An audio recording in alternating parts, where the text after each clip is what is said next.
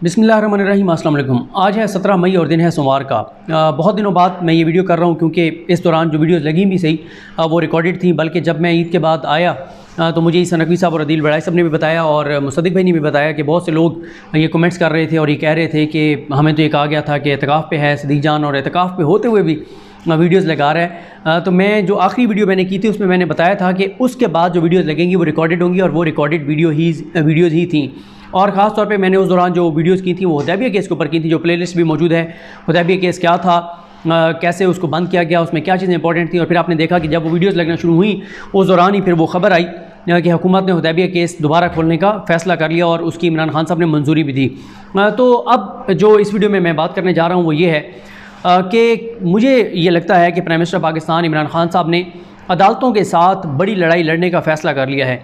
एक जो उन्होंने हुदैबिया केस दोबारा खोलने का फ़ैसला किया है, उसके हवाले से सुप्रीम कोर्ट का फ़ैसला मौजूद है 3 रुकनी बेंच का, जिस बेंच की सरबराही थी जस्टिस मुशीर आलम साहब के पास, और उसमें जस्टिस मज़हर आलम मियां खेल साहब और जस्टिस काजी फ़ाइज़ ईसा साहब शामिल थे। जस्टिस काजी फ़ाइज़ साहब उस फ़ैसले के ऑथर जज हैं, उन्होंने वो फ़ैसला लिखा है और जिन वजूहात पर उन्होंने हुदैबिया केस को बंद किया है टेक्निकल बुनियादों पे, वो तमाम एक सीक्वेंस के साथ एक पूरी सीरीज़ मैं आपके सामने रख चुका हूँ। और इसमें अब मसला यही आएगा कि हुकूमत इसको खोलने की कोशिश करेगी तो मामला सुप्रीम कोर्ट में मुस्लिम लीग नून लेकर जाएगी और फिर ये देखा जाएगा कि आया काजी फ़ाइज़ के फ़ैसले, काजी फ़ाइज़ ईसा साहब के फ़ैसले के बाद हुकूमत ये रेफरेंस जो है वो ये दोबारा हुदैबिया केस खोल सकती है या नहीं खोल सकती। जबकि दूसरी तरफ हुकूमत को इंतज़ार है काजी फ़ाइज़ ईसा केस के तहरीरी फ़ैसले का। तहरीरी फ़ैसला आने के बाद हुकूमत ये फ़ैसला करेगी कि हुकूमत ने उस पर क्या करना है, खामोशी इख्तियार करनी है, उस फ़ैसले को कबूल करना है, और या उस फ़ैसले को कबूल करते हुए ये है कि नए अंदाज से एक और रेफरेंस तैयार करना है काजी फ़ाइज़ साहब के ख़िलाफ़। लेकिन ये फ़ैसला होगा जब वो तफसीली फ़ैसला आएगा। लेकिन एक तरफ तो हुदैबिया के हवाले से फ़ैसला किया गया, साथ ही जो उससे बड़ा जो इक़दाम किया गया वो किया गया शहबाज शरीफ को रोकने का। उस पर मैं आपको कुछ चीज़ें बताना चाहता हूँ और अभी जो नोटिफिकेशन आया है उस नोटिफिकेशन में मैं आपको बताऊँगा पढ़कर उसका मुकम्मल मतन कि उसमें क्या कुछ लिखा हुआ है, शहबाज शरीफ का नाम ECL में क्यों डाला गया है। और अदालती फ़ैसले के बाद शहबाज शरीफ का नाम ECL में डालने का वाज़ेह मतलब यह है कि इमरान खान ने फ़ैसला कर लिया है कि अब अदालतों के साथ वो लड़ाई लड़ना चाहते हैं, चाहे उसके नताइज कुछ भी हों। हाँ, नताइज ज़रूर इमरान खान के लिए संगीन हो सकते हैं, ख़तरनाक हो सकते हैं। ये छोटी लड़ाई नहीं है, ये बड़ी लड़ाई है। क्योंकि हुआ ये कि 6 मई बरोज़ जुमेरात शहबाज शरीफ 6 मई बरोज़ जुमेरात 2021 इसी महीने की बात कर रहा हूँ। शहबाज शरीफ रब्ता करते हैं, रजू करते हैं लाहौर हाई कोर्ट से, दरख्वास्त करते हैं लाहौर हाई कोर्ट से कि उनका नाम ब्लैक लिस्ट से निकाला जाए, वो पाकिस्तान से बाहर इलाज के लिए जाना चाहते हैं। 7 मई को उनकी दरख्वास्त समाअत के लिए मुकर्रर होती है और उसके बाद शहबाज शरीफ को 8 हफ्ते की जो है वो मशरूत ज़मानत दे दी जाती है, एक रिलीफ दे दिया जाता है कि 8 हफ्ते के लिए शहबाज शरीफ जाना चाहते हैं और इनका नाम ब्लैक लिस्ट से निकाला जाए। और नवाज शरीफ की तरह ही नवाज शरीफ को भी 4 हफ्ते की ज़मानत दी गई थी, 4 हफ्ते की का रिलीफ दिया गया था, 4 हफ्ते की इजाज़त दी गई थी। और इंटरेस्टिंग बात यह है कि नवाज शरीफ को भी बाहर भिजवाने का फ़ैसला देने वाले जस्टिस अली बाकर नजफी साहब थे। जस्टिस अली बाकर नजफी साहब का वो फ़ैसला भी मैं आपको पढ़कर सुनाऊँगा जो उन्होंने नवाज शरीफ को बाहर भेजने के लिए किया था, कि कैसे उस फ़ैसले की धज्जियाँ उड़ा कर रख दी नवाज शरीफ ने।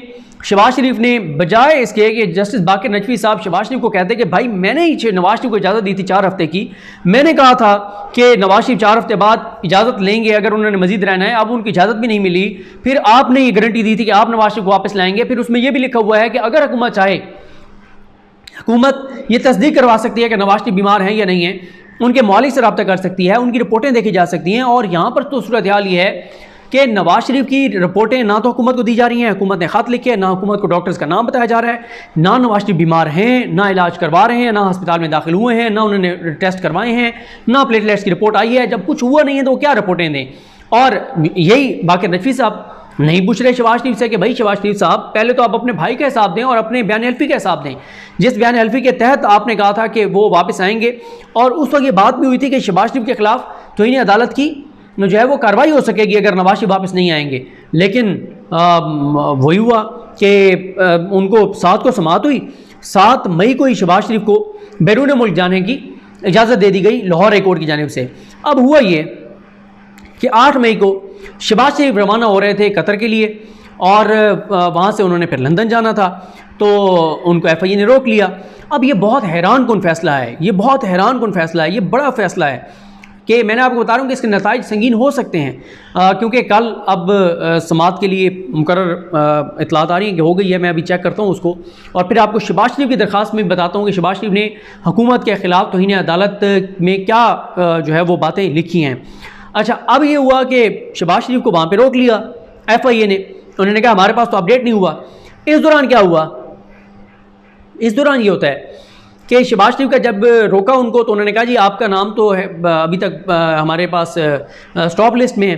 उसके बाद जो मैं क्योंकि उन दिनों में एतकाफ़ में था, मैं चीज़ों को उस तरह से फॉलो नहीं कर सका, लेकिन बताया ये गया जो मेरी मुगीस अली साहब से बात हुई, जब मैं वापस आया तो मैंने उनसे पूछा, मैंने कहा क्या चल रहा था, तो उन्होंने खैर मुझे बड़ी तफसील के साथ बताया कि इस दौरान क्या क्या चीज़ें जो हैं वो बड़ी चलती रही, क्या क्या होता रहा। तो मुझे मुगीस अली साहब ने बताया, जिनको यूट्यूब पर आप सुनते भी हैं, उनका यूट्यूब चैनल है, उन्होंने बताया कि इन्होंने दरख्वास्त दी FIA को और बताया गया कि FIA में क्योंकि छुट्टियां हैं तो एक शख्स के लिए FIA का दफ्तर जो है वो नहीं खोला जा सकता।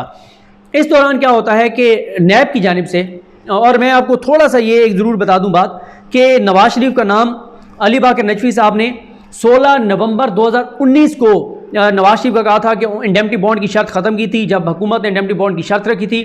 6 घंटे उस दिन समाअत हुई थी और उस दिन फैसला किया गया था कि नवाज शरीफ को जाने दिया जाए, 16 नवंबर 2019।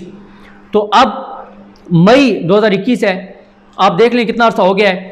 और जनवरी 2020 में बाकर नजफी साहब ने कहा था दोबारा ये केस सुना जाएगा कि अच्छा नवाज शरीफ को बाहर भेज दिया, इंडेमनिटी बॉन्ड की शर्त ख़त्म कर दी, लेकिन कहा गया कि अभी हम तफसील से देखेंगे कि सजायाफ्ता तो मुजरिम को बाहर भेजा भी जा सकता है, नहीं भेजा जा सकता, इंडेमनिटी बॉन्ड के हवाले से देखेंगे बाद में, लेकिन अभी इनको जाने दें। यहाँ भी यही हुआ कि शहबाज शरीफ को बाहर जाने दें, बाकी नोटिस और अगली समाअत पे हम फ्री कैन को सुनेंगे।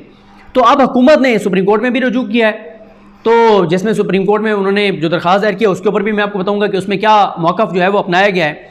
तो खैर इस दौरान क्या होता है कि 8 मई को उनको रोका गया, 11 मई को नैब की जानिब से दरख्वास्त दे दी गई, वज़ारत दाखिला को सिफारिश कर दी गई, कहा गया कि शहबाज शरीफ का नाम ECL पर डाला जाए। 12 मई को ज़ेली कमेटी का इजलास होता है। ज़ेली कमेटी जो वफाकी काबीना की है वो सिफारिश करती है कि शहबाज शरीफ का नाम ECL पर डाल दिया जाए। अब जब सिफारिश की गई तो अचानक खबरें आ गई कि शहबाज शरीफ का नाम ECL पर डाला गया, जिसकी फिर फवाद चौधरी साहब ने तरदीद की कि अभी सिफारिश हुई है, डाला नहीं गया नाम ECL पर, क्योंकि उसकी वजह यह है कि अगर हुकूमत उस दौरान उनका नाम ECL पर डाल देती ईद के दिन या ईद की छुट्टियों में, तो फिर शहबाज शरीफ का केस बहुत मजबूत हो जाता। कि मैंने जब दरख्वास्त दी FIA को, मुझे कहा गया कि दफ्तर नहीं खुल सकता, लॉकडाउन है, छुट्टियां हैं, नहीं खुल सकता। जब मेरा नाम ECL में डालना था तो उस वक्त तो दफ्तर खोल दिया गया। तो इसलिए मेरा ख्याल है हुकूमत को किसी ने मशवरा दिया कि आप छुट्टियों के बाद ही शहबाज शरीफ का नाम जो है वो ECL पर डालें, और यही वजह है कि शहबाज शरीफ का नाम आज 17 मई को ECL पर डाल दिया गया है। और अदालती फैसले के बाद मुझे नहीं ऐसी कोई मिसाल नज़र आती कि कभी किसी अदालती फैसले के बाद किसी हुकूमत ने इस तरह का फैसला किया हो। ये इसका वाज़ेह मतलब यह है कि हुकूमत ने लाहौर हाई कोर्ट के फैसले को फाड़ के रद्दी की टोकरी में डाल दिया है। हुकूमत ने लाहौर हाई कोर्ट के फैसले को मानने से इनकार कर दिया है, क्योंकि मेरा ख्याल है कि इमरान खान साहब के भी सब्र का पैमाना लिबरेज हो चुका है। तो वो भी कहते हैं कि एनफ इज़ एनफ, कि अदालतें जो हैं, जो वो बार बार कहते भी हैं कि ताकतवर के लिए कोई कानून है, कमज़ोर के लिए कुछ कानून है।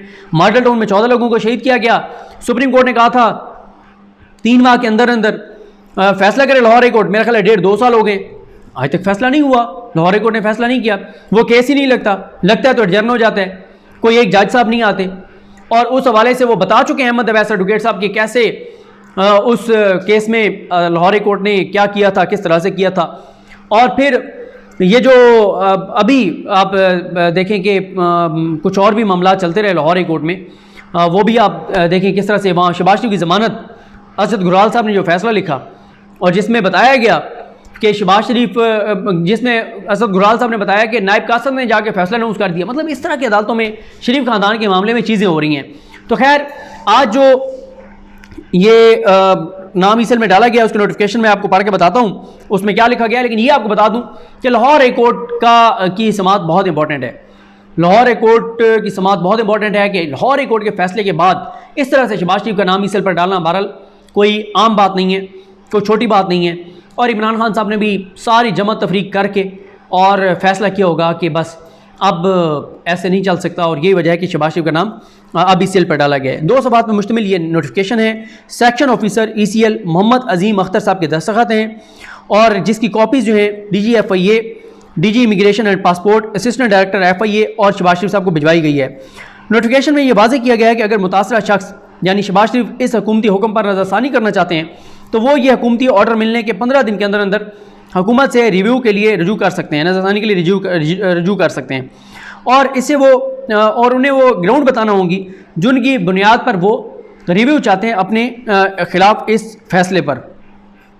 नोटिफिकेशन में कहा गया है कि नैब की सिफारिश पर वफाकी काबीना ने 14 मई 2021 को ये फैसला किया था कि मोहम्मद शहबाज शरीफ बाद मियां मोहम्मद शरीफ, और ये भी मैं आपको बता दूं कि ये ईद के दूसरे दिन जो है वो ये सर्कुलेशन समरी के ज़रिए वफाकी बुज़रा से इसकी जो है वो मंजूरी ली गई। तो 14 मई 2021 को ये फैसला किया था कि मियां शहबाज शरीफ बाद मियां मोहम्मद शरीफ मरहूम शनाख्ती कार्ड नंबर फ़लाँ फ़लाँ सकना मकान number 180 block 81/180 block H model town Lahore house number 96H model town Lahore का नाम ECL एग्जिट कंट्रोल ऑर्डिनेंस 1981 की शिक 2 के तहत ECL में शामिल किया जाता है, जिसकी वजूहत ये हैं।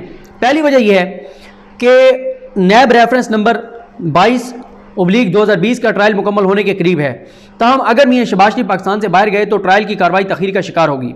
नंबर 2, शहबाज शरीफ के खिलाफ नैब का मुकदमा 7 अरब रुपए से ज़ायद रकम का है, इसलिए वो अपने भाई की तरह मफरूर हो सकते हैं और उन्हें बरतानिया से वापस लाना मुमकिन नहीं होगा।